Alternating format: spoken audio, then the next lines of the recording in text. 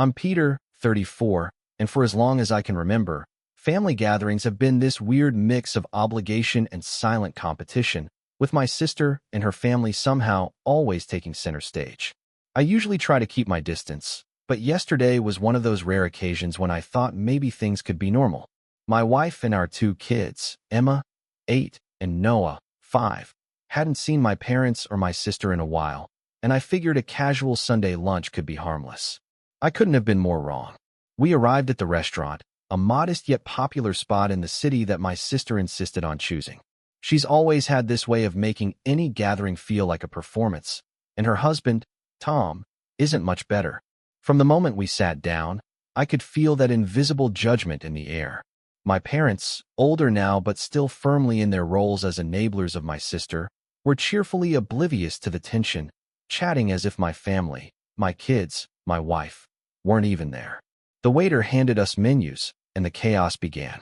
My sister and her two kids immediately started picking out every dish with a kind of unapologetic greed that I've seen countless times before. They ordered starters, mains, desserts, and drinks, all without pause. Meanwhile, my kids sat quietly, fidgeting with their napkins, and my wife glanced at me with that subtle raise of an eyebrow that said, "Are you seeing this?" I smiled and tried to ignore it, thinking maybe this was just normal sibling rivalry or parental favoritism in action. But then the kicker came. My sister, halfway through her third appetizer, looked over at me with that trademark smirk, and in a voice just loud enough for the table to hear, said, "Peter, we should all split the bill fairly, right?" My stomach dropped. I could feel the tension coil in my chest as my dad, ever the peacemaker and eager to avoid confrontation, nodded along. "Yes, fair is fair," he said cheerfully, completely missing the nuance. That fair, in her mind, included her family eating half the restaurant while mine hadn't even started. Her husband, Tom, leaned back in his chair and laughed. "That's how family works, Peter. Everyone chips in, but some eat more than others." He didn't even try to hide the condescension. It wasn't just a joke. It was an announcement, a claim, a subtle, calculated way to make me feel small in front of my kids. My kids hadn't even touched a thing, and yet here I was, being told it was somehow fair that I cover the damage. I swallowed hard, forcing a smile as I reached for my wallet. I could feel my fingers trembling ever so slightly. There was a brief, uncomfortable pause as the waiter hovered, sensing the tension but unsure how to intervene. My sister grinned, clearly delighted at the chaos she'd orchestrated, while my dad continued to nod like nothing was amiss, probably thinking this would keep everyone happy. My wife leaned closer, whispering just enough for me to hear, "You don't have to let them do this, Peter." I smiled again, tighter this time, as if the gesture alone could mask the anger rising in me. I opened my wallet slowly, deliberately, letting the moment stretch just enough for everyone to feel it. My kids watched, their little brows furrowed in confusion, and I realized they were seeing exactly what I'd feared. They were learning the unspoken rules of this family dynamic, where my sister and her family could take freely, and I was expected to stay quiet. As I began to calculate the total in my head, I couldn't help but remember every past instance, every birthday, every holiday, every dinner where my sister's wants came first and my efforts or presence were minimized. It wasn't just about money. It was about respect, or the lack thereof, and how easily my parents allowed it to happen. I glanced at my kids again. Emma was picking at her untouched fries, and Noah was trying to stack the napkins into some sort of tower to distract himself. My wife placed a comforting hand on my arm, and I realized something. I wasn't going to let this moment pass without setting the stage for something different. Something they would remember. But for now, I kept my smile in place, as polite and measured as I could manage, and said, "Of course, let's figure it out." The tension at the table thickened, almost tangible. My sister's smirk widened. Tom's laughter had that edge of triumph. And my dad, blissfully unaware, or willfully ignorant, kept nodding. I could feel the pressure, the simmering injustice of it all. I wasn't sure what I was going to do yet, but I knew one thing. I wasn't going to let this slide quietly. And just like that, what started as a simple family lunch was turning into a minefield, each moment building toward a confrontation that none of them could see coming. I could feel my pulse quicken, a strange mix of anger and anticipation. I had no idea how this was going to unfold, but I knew the first real battle had already begun. We sat there, the bill quietly looming over the table like an unspoken challenge. My sister, Emily, was still grinning as if she had orchestrated some perfect game, while Tom kept patting his stomach with exaggerated satisfaction, clearly enjoying the discomfort radiating off me. My dad continued to nod along at every comment, blissfully blind to the fact that his sense of fairness always tipped toward Emily and her family. By the time the main courses arrived, my frustration was bubbling beneath the surface. Emily had already polished off an appetizer and a salad before the entrees even hit the table. Her two kids were merrily scooping up fries and bites from her plate, leaving mine untouched. I watched Emma pick at her tiny portion of pasta, and Noah poke at the chicken with a frown. Every bite that went untouched by my kids felt like a silent jab, an accumulation of years of subtle favoritism coming to a head in this one moment. Emily leaned back in her chair, smacking her lips and letting out a satisfied sigh. "You know, Peter, sometimes I wonder how you manage with just 2 kids," she said, loud enough for everyone at the table to hear. "It must be exhausting, but at least you don't have to manage for mouths like we do." She laughed, a little too loud, a little too victorious. My jaw tightened, and I forced a laugh that didn't reach my eyes.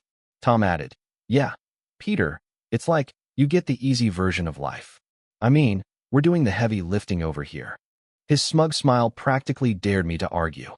My kids glanced up at me, picking up on the tension, and I felt a pang of guilt mixed with rage. I wanted to tell them it wasn't their fault, that this wasn't normal, but the words got caught in my throat. The subtle digs continued with every dish that came out. My parents chatted about Emily's accomplishments, her kids' grades, and her recent vacation. My kids' small victories or little stories were met with polite nods and an occasional, "That's nice, dear," which sounded more like an afterthought than genuine interest. The unfairness of it all started to weigh heavily on me, like a stone pressing down on my chest. Then came the drinks. Emily's youngest asked for a chocolate milk, and before I could respond, Tom had already ordered 2 large milkshakes for their kids, complete with whipped cream and sprinkles. My kids, who had quietly been asking for water and maybe a soda, were completely ignored. My wife gave me a look that said exactly what I was feeling. This wasn't just unfair, it was blatant favoritism, bordering on cruel. I tried to reason with myself. Maybe Emily didn't see it that way. Maybe she just didn't think about it. But deep down, I knew the truth. This was deliberate. Everything she did, every smirk, every comment, every extra plate she piled onto the table, was a way of asserting control, reminding everyone who she believed deserved more. The tipping point came with dessert. We had been there for nearly 2 hours, the restaurant now moderately busy, and the atmosphere at our table was tense, thick with unspoken grievances. Emily had finished her entree, her kids had sampled half of everything they ordered, and she decided it was time for dessert. Multiple desserts, naturally. The waiter, probably sensing the pattern by now, arrived with a small tray, and Emily immediately began pointing at items. "We'll take the chocolate lava cake, the tiramisu, and a few of those pastries over there," she said, without a pause. Her kids clapped their hands with excitement, completely oblivious to the fact that we hadn't even been served ours yet. I opened my mouth, planning to say something, but Emily cut me off. "Peter, you know, we could all just split it fairly," she said again, that same smirk twisting her words into a weapon. "Right, Dad?" My dad, of course, nodded, smiling and holding up his hand like he was the judge of some invisible court. "Fair is fair," he said once more, completely missing, or maybe intentionally ignoring, the inequity of the situation. At that moment, my own frustration boiled over. I could feel my face heating, my heart hammering. My wife reached for my hand under the table, squeezing gently, a silent plea for patience. But I had reached the edge of my tolerance. I looked at my kids, their small faces filled with confusion and quiet disappointment, and something inside me snapped. Then it happened. The betrayal. One of my parents, my mom, the one I had trusted to at least try to balance things, didn't just fail to defend us. She actually joined in. "Peter, don't be ridiculous," she said sweetly, but with unmistakable finality. "It's only fair. They've worked hard, and you should know how to share. Your kids aren't even that hungry." I froze. My stomach twisted. I couldn't believe what I had just heard. My mom, who I had assumed might at least silently support me, had instead sided completely with Emily and Tom. It was a punch to the gut, a betrayal I hadn't seen coming despite the subtle patterns over the years. My wife's hand squeezed mine tighter, sensing my anger and disbelief. Emily's smirk widened, and Tom laughed, loud and victorious. "See, Peter? Even your mom agrees.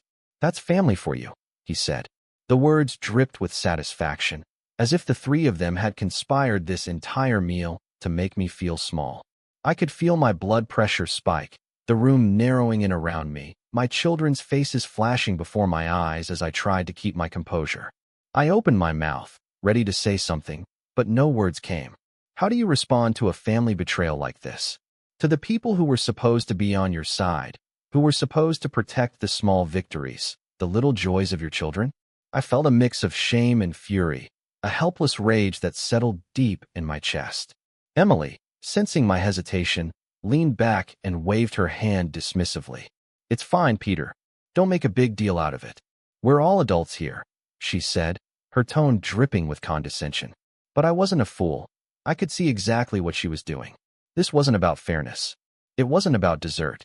It was about dominance, control, and making sure I knew my place. I looked at my dad, hoping for some kind of intervention, but he just smiled, nodding as if my sister had delivered a clever joke. My mom, now entirely complicit, gave me a small, apologetic smile that only made the betrayal sting more. My wife leaned closer, whispering, "Peter, you don't have to pay for all of this, you know." I swallowed hard, forcing my fingers to unclench from my wallet. Every instinct told me to just pay and get out of there. But part of me, the part that had been quietly simmering over years of this behavior, knew that this moment could not pass without action. This was no longer a simple meal.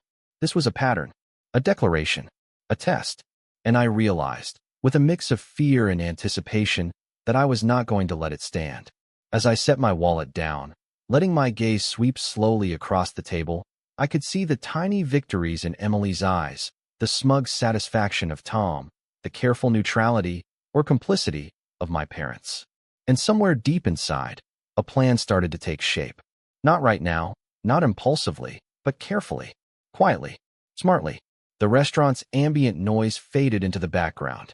My kids looked up at me, uncertain, hoping for guidance. My wife gave me a brief, steadying nod. I knew this was the breaking point.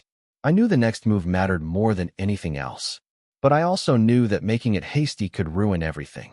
And just like that, what had started as a lunch had escalated into something much larger, something that went beyond food and bills and polite conversation. It had become a battleground. After that lunch, I didn't speak to Emily or Tom for weeks. I couldn't. The betrayal from my mom still stung, and the humiliation of sitting there, watching my children being ignored while their cousins devoured everything in sight, replayed over and over in my mind. I couldn't sleep properly, and every time my kids brought up that day, my stomach twisted into knots. I knew I had to do something, but at that moment, I didn't even know where to start. At first, I hit rock bottom. I replayed every family gathering in my head, realizing how long this pattern had existed. Birthdays where Emily got extravagant gifts while I got a polite, "We thought you'd like this." Holidays where my parents lavished attention on her family and barely glanced at mine, and countless dinners where I silently absorbed insults disguised as jokes. I felt powerless, small, and, honestly, a little foolish for expecting fairness in the first place. My confidence plummeted. I doubted myself. Maybe I was imagining things. Maybe I was overreacting. Then, one evening, I was putting Emma and Noah to bed when they asked me a question that shifted something in me. Emma, with her head resting on my shoulder, said softly, "Daddy, why doesn't Grandma ever notice what we do? Why is Emily's family always first?" Noah, following suit, added, "Do they like them more?" I froze. Their words, innocent but piercing, hit harder than anything Emily or Tom had said. This wasn't just about me. My kids were learning that their worth depended on someone else's whim, and that was unacceptable. I hugged them tighter, promising silently that things would change, that they wouldn't have to feel small like I had for years. I realized that if I wanted respect and fairness, I couldn't rely on my family to give it. I had to create it myself. That realization was painful, but it was also liberating. I began to focus on my own life, taking stock of what I wanted rather than reacting to everyone else's drama. I threw myself into my work, looking for opportunities to grow in ways I'd ignored while being wrapped up in family politics. Every late night at the office, every extra hour spent learning new skills or exploring ideas became a small victory, a building block toward independence. At the same time, I began to observe my family with a clearer lens. I noticed patterns I hadn't seen before. Emily thrived on attention and control, using her children as shields to demand indulgence. Tom fed off her manipulations, amplifying the entitlement and cruelty with his smug commentary. And my parents, well, they weren't malicious, they were just blind to fairness. Or maybe, I realized, they simply preferred comfort over confrontation. Either way, none of them would fight for me or my kids. That knowledge could have crushed me, but instead, it became fuel. I started small. I began to assert myself in everyday situations, refusing to let others overstep boundaries. I'd always been polite, maybe too polite, and it had allowed Emily to dominate our interactions. But now, I practiced saying no, practicing firmness without anger. I started teaching my kids to speak up too, to express their needs calmly and clearly. Every little success, from negotiating a fairer allowance to simply having my opinion respected at work, added layers of confidence I hadn't had before. Alongside that, I quietly rebuilt my finances and personal projects. I had always dreamed of starting a small business, something that could provide independence and security for my family. For years, I'd postponed it, distracted by family drama and self-doubt. But now, I had a clear goal: create something that would not only support us but prove, without question, that I was capable of achieving more than Emily or Tom could ever imagine. The early months were grueling. I spent nights researching markets, drafting plans, and learning skills I hadn't used in years. There were moments I wanted to quit, moments where the weight of self-doubt threatened to crush me. But I kept remembering Emma and Noah, their tiny faces looking at me for guidance, their silent questions about fairness and worth. That kept me moving forward. Slowly, deliberately, I laid the foundation for my rise. Meanwhile, Emily and Tom continued their performances.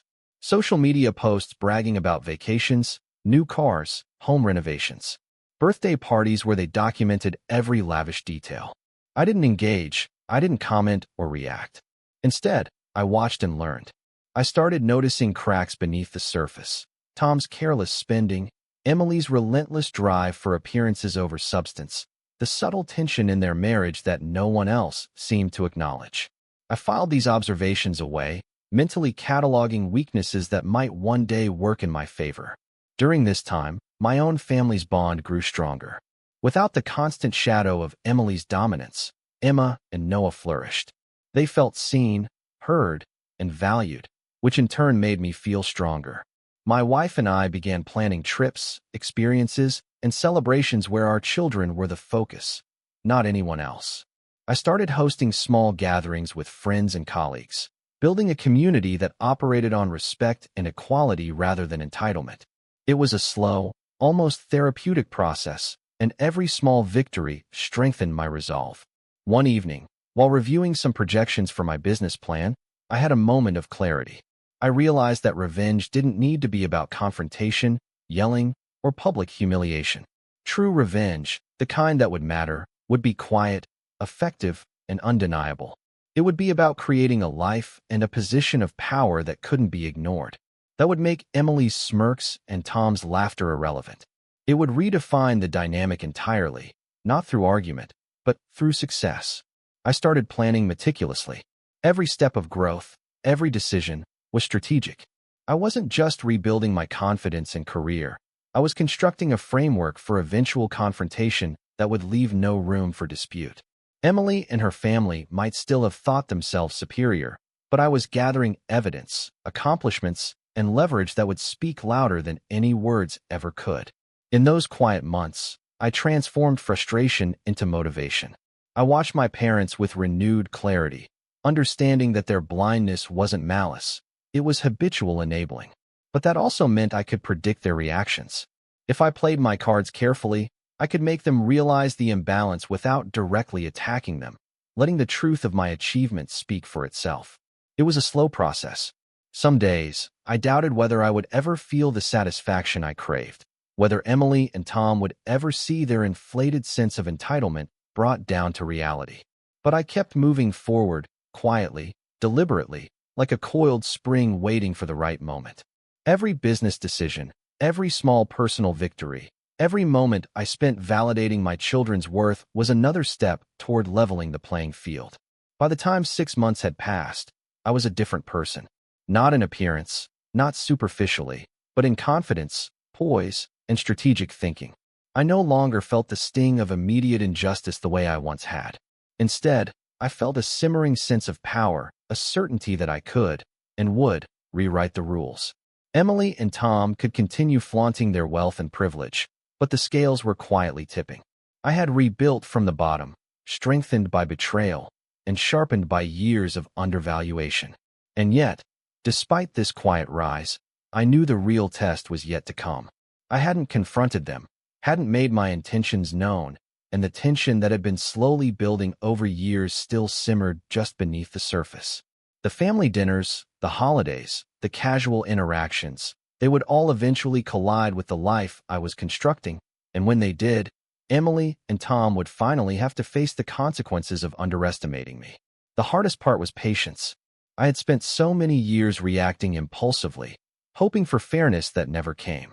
Now, I had to wait, quietly, letting my growth speak louder than any argument ever could.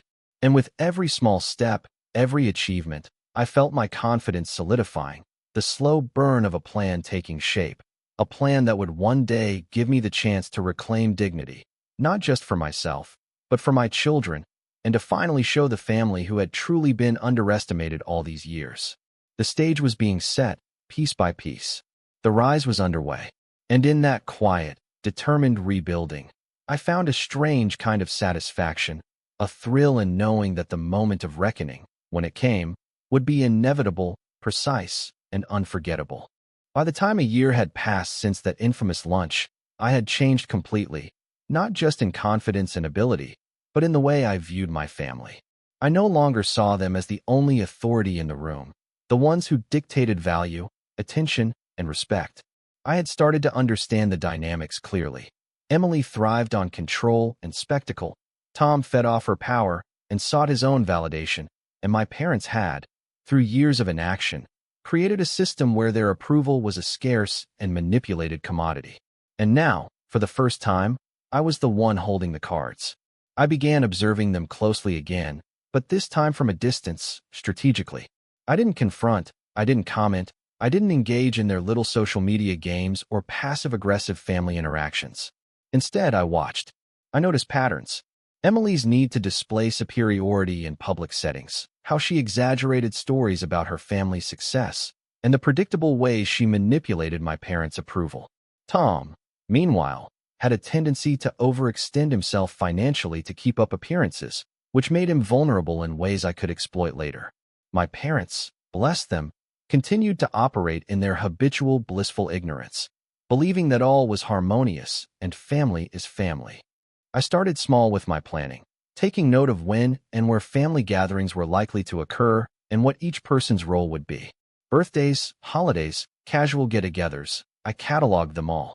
I even made mental notes of conversations that had revealed vulnerabilities or ambitions. Emily was obsessed with public perception. Tom's pride was tightly wound around material success. My parents were sentimental and easily swayed by gestures that highlighted their support for their children. These weren't weaknesses to exploit cruelly, but levers to use in a way that would finally expose the imbalance that had haunted me and my children for so long. Meanwhile, I continued quietly building my own life. My small business was growing, steadily and carefully, but invisibly to my family. I didn't flaunt it. I didn't post updates about every sale or achievement. Part of the power was in secrecy.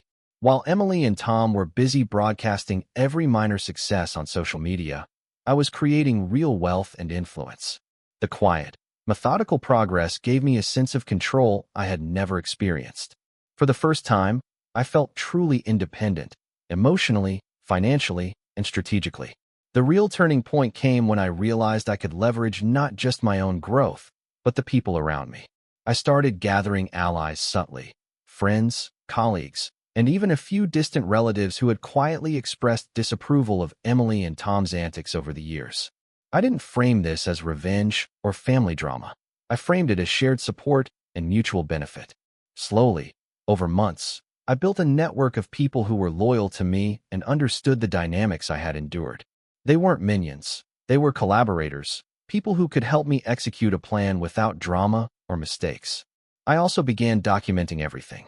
Emails, photos, receipts, social media posts, anything that could be relevant to a confrontation later. I wanted irrefutable evidence of the favoritism, the entitlement, the hypocrisy. But I wasn't doing this for petty satisfaction. I was doing it to create leverage, to make it undeniable when the moment came that Emily and Tom had overstepped one time too many. I was patient, collecting details like pieces of a puzzle I would assemble only when the picture was clear. And then came the opportunity, almost serendipitously. Emily had been planning her annual family showcase, birthday for her kids, an event that was less about celebration and more about proving her family's superiority. It was always extravagant, always public, always meticulously documented on social media. Invitations were extended broadly, including my parents, of course, and, predictably, me. Normally, I would have declined.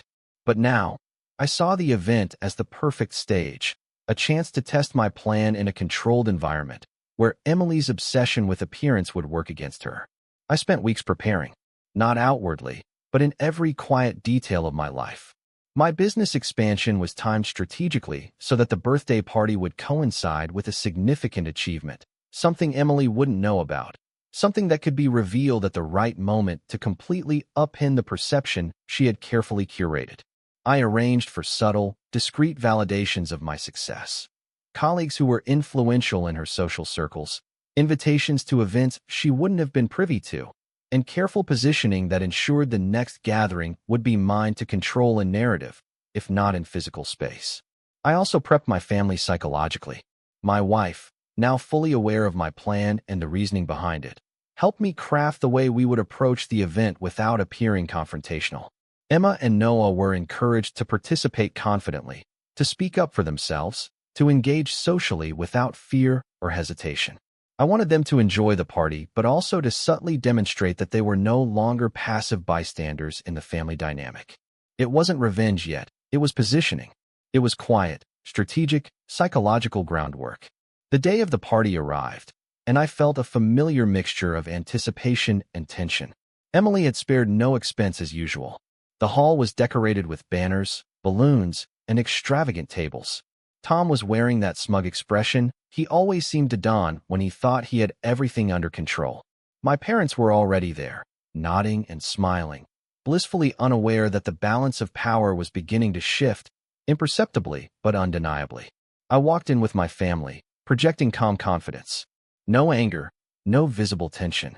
I was careful to smile, to greet everyone politely, but inside, my mind was running through the plan step by step. I knew I had to maintain composure. Any visible frustration would be fuel for Emily and Tom, something they could use to mock me or diminish my credibility. Patience was key. Every interaction would be deliberate, every comment considered, every action a piece of a larger narrative I was constructing. Emily, of course, immediately made a spectacle of herself. She greeted us with exaggerated enthusiasm, snapping photos, and narrating loudly to her children's friends about how perfect the decorations were, how amazing the cake was, and how lucky everyone was to be there. Tom followed, congratulating her on the hard work and flexing their family's apparent wealth and success. I nodded politely, complimented the setup without overdoing it, and let them bask in their moment. Quietly, I observed. Every gesture, every over-the-top statement, every performative laugh was cataloged in my mind. The key to my plan was to let them act naturally, to reveal their entitlement and hypocrisy without any interference from me. I noticed subtle things immediately. Emily trying to draw attention to herself with every conversation, Tom subtly undermining my family in whispered comments that he thought I wouldn't hear, my parents beaming proudly at every performative display. The stage was set perfectly. The characters were playing their roles, oblivious to the fact that the audience was no longer naive. As the party progressed, I carefully maneuvered through the crowd, engaging with other guests, and quietly validating my own achievements without directly challenging Emily. I spoke to colleagues, shared anecdotes about recent successes, and let my presence subtly demonstrate that I had grown and flourished despite their long-standing attempts to minimize me. Every nod, every subtle expression of admiration from others, was a small victory, a silent recalibration of the family hierarchy. By the time dessert arrived, I knew I had them exactly where I wanted them. Emily was still performing, still attempting to assert dominance, still basking in imagined superiority. Tom was still patting himself on the back, visibly pleased with the attention they were receiving. My parents, as expected, continued to cheer and smile, unaware that the dynamics had shifted. And I remained calm, composed, strategic, knowing that the next phase, the execution, was approaching. Every detail of the day, every interaction, every gesture was being cataloged and reinforced in my mind. This was no longer just about lunch bills or minor humiliations. This was about reestablishing respect, about demonstrating that the balance of power had shifted. And though the confrontation hadn't yet occurred, I felt an undercurrent of anticipation that told me the moment was nearing. I could almost sense it, a pressure building beneath the surface that would erupt at the right time. As the party wound down and guests began to leave, I felt a quiet thrill. Emily and Tom were still floating on their bubble of perceived dominance, completely unaware of the subtle dismantling of their narrative. I had positioned myself carefully, gathered my allies, and laid the groundwork meticulously. Soon, very soon, they would see the results of my quiet, deliberate rise. And when that happened, it wouldn't be a messy argument or a public scene. It would be undeniable, inescapable, and satisfying in a way they would never forget. The day I finally decided to act was quiet and deliberate. I didn't storm into a confrontation. I didn't yell or threaten or publicly humiliate anyone. That had never been my style, and after months of planning and careful preparation, I knew the most devastating revenge would be calm, precise, and undeniable. The stage had been set for months, the pieces in place, and the moment arrived at the perfect intersection of timing, opportunity, and leverage. It started with a casual invitation from my parents. Emily, predictably, had invited the whole family to a brunch at a country club, a familiar ritual meant to showcase her wealth and control. Normally, I would have considered it obligatory, but by now, I had grown confident enough to treat it as a stage rather than a trap. I confirmed attendance politely, knowing full well I wasn't walking in as the lesser sibling anymore. I had everything I needed, proof of my achievements, strategic allies, and the quiet power of anticipation on my side. On the morning of the brunch, I arrived with my family, calm and composed, projecting nothing but warmth and confidence.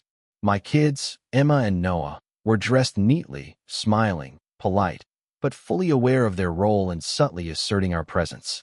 My wife walked beside me, equally composed, sharing quiet nods and knowing glances that reinforced the plan we had silently rehearsed. I could feel a subtle tension in the air as Emily spotted us. Her eyes flickered briefly with surprise, though she quickly masked it with her trademark smirk. Tom, always confident in his perceived superiority, barely acknowledged us. My parents, in their habitual blissful oblivion, waved cheerfully and invited us to join the table. Perfect. Emily had gone all out. The table was extravagant, overflowing with food and decorations. She greeted us with exaggerated enthusiasm, as if to assert dominance, and began recounting the latest family news, every sentence dripping with performative superiority. Tom interjected occasionally, puffing himself up with anecdotes about business or vacations. They were playing their roles perfectly, unaware that the narrative had shifted entirely. I took a deep breath and began the first subtle move. I casually mentioned a recent business milestone, something significant, something verifiable, something public, but not overly flashy. Oh, the new partnership with the publishing firm finalized last month? That's been a game changer for us, I said, with the kind of casual ease that disguised the significance of the achievement. A few distant relatives, who had been quietly observing, raised their eyebrows. One of my colleagues, coincidentally seated nearby, smiled politely and nodded. Emily's smile faltered just slightly. Tom's smirk twitched. They could sense the shift, but not yet the extent. I let it rest there for a moment, giving them time to absorb, while keeping the conversation polite, calm, unassuming. Then I subtly guided the discussion toward achievements and recognition. We were also featured in a local business magazine last month. I continued, sliding in another validation. And some of the clients we've been working with have been incredibly supportive. Some even traveled from out of state just to attend the launch event. I made it sound effortless, casual, almost incidental. Emily laughed, though it was slightly strained, and Tom tried to interject with a comparison about their own family achievements. But here's where the setup I'd been carefully constructing for months came into play. Earlier that week, I had discreetly reached out to some mutual acquaintances and colleagues, people who respected my work and whose opinions Emily and Tom couldn't ignore. They had agreed to attend today, and several had already arrived, positioned in a way that naturally drew attention. As I spoke, one of them casually chimed in from across the table. Peter's work has really made waves this year. Some of the local papers even featured him in their business section. Impressive, considering how fast it all grew. It was subtle, polite, but it landed perfectly. Emily's eyes widened slightly, Tom's jaw tightened, and my parents blinked in surprise. My casual, controlled revelation had become reinforced by independent validation, proof they couldn't deny without looking petty or jealous.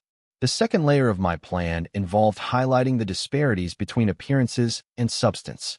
I made a passing comment about Tom's recent overextensions, careful to phrase it as concern rather than accusation. I know you've been handling multiple projects this year, Tom. I imagine it's been a balancing act, especially with the renovations and the kids' activities. I smiled, genuinely polite, but the implication was clear.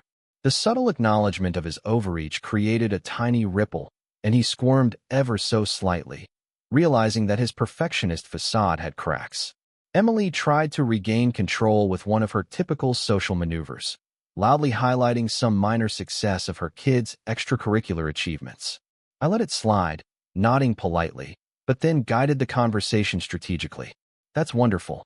I've been encouraging Emma and Noah to explore their interests too. They've been developing some projects with school and extracurricular groups that I'm really proud of. Noah even presented a small science demonstration last week that the teachers loved. I let the mention of my children's accomplishments hang in the air. The effect was immediate. People around the table, who were quietly observing, began to glance at the contrast. Emily's children, though bright and capable, had never been in an environment where their successes were genuinely independent. Everything was curated for attention. My kids, conversely, had achievements rooted in real effort and recognition. Subtle nods, smiles, murmurs of encouragement began to ripple across the table. Emily's attempt to dominate the narrative began to falter. Tom, sensing the shift, tried to regain control, but the carefully planted allies and evidence had tilted the scales beyond his ability to influence. The final move was about exposure. I casually mentioned a charitable project my family had been quietly involved in, a scholarship program for underprivileged students. It's been rewarding, I said. We've helped several kids get resources for school projects, art supplies, and even mentorship programs. It's been a small but meaningful impact. Several guests nodded, impressed. One of my colleagues, seated strategically near Emily, casually added, "Yeah, Peter's team raised nearly double last quarter for the program. They really set an example." Emily's face went pale. Her curated persona of perfection and superiority was quietly collapsing under the weight of actual, undeniable substance. Tom's smugness had evaporated, replaced by unease. My parents, for once, looked genuinely surprised. They had always assumed Emily's family represented the pinnacle of achievement, but here it was, in plain sight. My quiet, deliberate success eclipsing their expectations. I didn't gloat. I didn't need to. The reactions were perfect. Emily tried to salvage her image with humor, but the nervous laughter was hollow.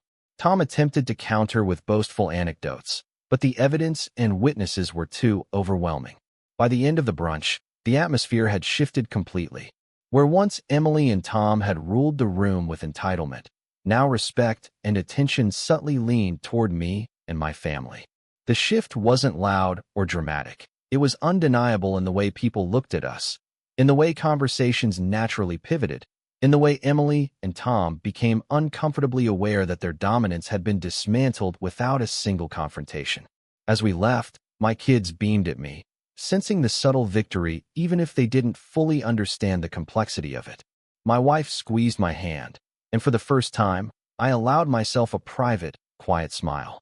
I had rebuilt, reclaimed, and executed my plan, not with anger or humiliation, but with strategy, patience, and undeniable proof of our worth. Driving home, I reflected on everything. Emily and Tom's entitlement, which had seemed insurmountable, had been quietly dismantled by planning, evidence, and composure. My parents, while still somewhat oblivious, now had a tangible demonstration that their assumptions had been misplaced. And most importantly, my children had witnessed that dignity, fairness, and success could be quietly, powerfully asserted even in the face of favoritism and unfairness. That day didn't end with a dramatic confrontation, a yelling match, or public shaming. It ended with a quiet, unshakable recalibration of respect. Emily and Tom would never forget the subtle, undeniable reversal of roles. My parents would begin to see, finally, that fairness was earned, not assumed. As I tucked Emma and Noah into bed that night, I whispered to them what they already knew in their own way. We don't need to fight for attention, because real respect can't be given or taken. It has to be earned. And we've earned it. They smiled sleepily, clutching their blankets. For the first time in years, the scales were balanced. Not by words, not by anger, but by proof, patience, and undeniable success. And in that balance, I found a calm satisfaction that no entitlement, no favoritism, and no sibling smirk could ever undo.